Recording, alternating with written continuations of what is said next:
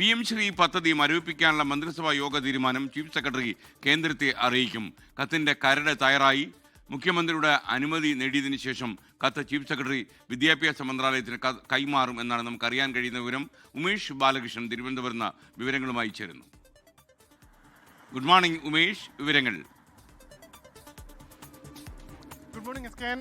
ഇതുമായി ബന്ധപ്പെട്ടുള്ള തീരുമാനമെടുക്കുന്നത് കഴിഞ്ഞ ബുധനാഴ്ച ചേർന്ന മന്ത്രിസഭാ യോഗമാണ്. പക്ഷേ ഇതുവരെ കേന്ദ്രത്തെ ഈ PM ശ്രീ പദ്ധതി മരവിപ്പിക്കാൻ തീരുമാനിച്ചു എന്നുള്ള വിവരം അറിയിച്ചിട്ടില്ല. കാരണം മുഖ്യമന്ത്രി ഈ ദിവസങ്ങളിൽ വിദേശത്തായിരുന്നു. അതിനുശേഷം ഇന്നലെ തിരുവനന്തപുരത്തേക്ക് മടങ്ങിയെത്തി. അതുമായി ബന്ധപ്പെട്ട് ഇന്നലെ അതിദാരിദ്ര്യ മുക്ത കേരളം എന്നുള്ള പരിപാടിയുമായി ബന്ധപ്പെട്ട് വലിയ തിരക്കിലായിരുന്നു. അതുകൊണ്ട് തന്നെ മുഖ്യമന്ത്രിയുടെ ക്ലിയറൻസ് ലഭിച്ചിട്ടില്ല എന്നാണ് അറിയാൻ കഴിയുന്നത്. അതുകൊണ്ട് തന്നെ മുഖ്യമന്ത്രിയുടെ ക്ലിയറൻസ് ലഭിച്ച ശേഷമായിരിക്കും ചീഫ് സെക്രട്ടറി ഇത് കേന്ദ്രത്തെ അറിയിക്കുക. കേന്ദ്ര വിദ്യാഭ്യാസ മന്ത്രാലയത്തെ ആയിരിക്കും മന്ത്രിസഭാ തീരുമാനം എന്ന നിലയിൽ അറിയിക്കാൻ സാധ്യത. അറിയിച്ചു കഴിയുമ്പോൾ ഇതുമായി ബന്ധപ്പെട്ട എന്ത് തീരുമാനം കേന്ദ്ര വിദ്യാഭ്യാസ മന്ത്രാലയം സ്വീകരിക്കുമെന്നുള്ളതാണ് ഇതുമായി ബന്ധപ്പെട്ട് പ്രത്യേകിച്ച് PM ശ്രീയിലെ ധാരണാപത്രവുമായി ബന്ധപ്പെട്ട് ഏറ്റവും നിർണായകമാകാൻ പോകുന്നത്. കാരണം PM ശ്രീയുടെ ധാരണാപത്രത്തിൽ കൃത്യമായി സർക്കാരിന്, പ്രത്യേകിച്ച് സംസ്ഥാന സർക്കാരിന് ഏകപക്ഷീയമായി ഈ വിഷയത്തിൽ നിന്ന് പിന്മാറാൻ കഴിയില്ല എന്ന് കൃത്യമായി രേഖപ്പെടുത്തിയിട്ടുണ്ട്.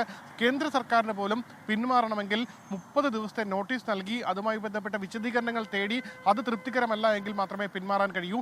ഏതെങ്കിലും രീതിയിൽ പിന്മാറണമെങ്കിൽ അത് കോടതിയിൽ പോയി മാത്രമേ നടപ്പാക്കാനും കഴിയുകയുള്ളൂ. ഇതാണ് ധാരണാപത്രത്തിലെ പ്രധാനമായ നിബന്ധന. സ്വാഭാവികമായി സംസ്ഥാന സർക്കാർ ഇത്തരമൊരു തീരുമാനം കേന്ദ്രത്തെ അറിയിക്കുമ്പോൾ കേന്ദ്രം ഏത് രീതിയിൽ പ്രതികരിക്കുമെന്നുള്ളതാണ് ഇനി അറിയേണ്ടത്. എന്തായാലും PM ശ്രീ പദ്ധതിയിൽ നിന്ന് പിന്മാറാൻ തീരുമാനിച്ച സാഹചര്യത്തിൽ, പൂർണ്ണമായി പിന്മാറുകയല്ല, താൽക്കാലികമായി മരവിപ്പിക്കാൻ തീരുമാനിച്ച സാഹചര്യത്തിൽ ഇതുമായി ബന്ധപ്പെട്ട് SSKയുടെ ഫണ്ട് അത് ലഭിക്കാൻ സാധ്യതയില്ല എന്നുള്ള കാര്യം ഏകദേശം ഉറപ്പായി. ആ സാഹചര്യത്തിൽ കൂടിയാണ് കഴിഞ്ഞ ദിവസം വിദ്യാഭ്യാസ മന്ത്രി നേരിട്ട് കേന്ദ്ര വിദ്യാഭ്യാസ വകുപ്പ് അഡീഷണൽ സെക്രട്ടറിയുമായി സംസാരിച്ചെങ്കിലും ഇതുമായി ബന്ധപ്പെട്ട പ്രപ്പോസൽ വീണ്ടും സമർപ്പിക്കേണ്ടതില്ല എന്നുള്ളൊരു ധാരണയിലേക്ക് സംസ്ഥാന സർക്കാർ എത്തിയത്. വീണ്ടും പ്രപ്പോസൽ സമർപ്പിക്കേണ്ടതില്ല, ആവശ്യമെങ്കിൽ ഇതുമായി ബന്ധപ്പെട്ട് 2022 മുതലുള്ള ഫണ്ട് ലഭിക്കാനുണ്ട്. അത് 2022 മുതൽ 2025 വരെയുള്ള ഫണ്ടുകളുടെ കണക്കുകൾ അടങ്ങുന്ന രേഖകൾ സമർപ്പിക്കാമെന്നുള്ള ധാരണയാണ് ഇപ്പോൾ എത്തിയിരിക്കുന്നത്.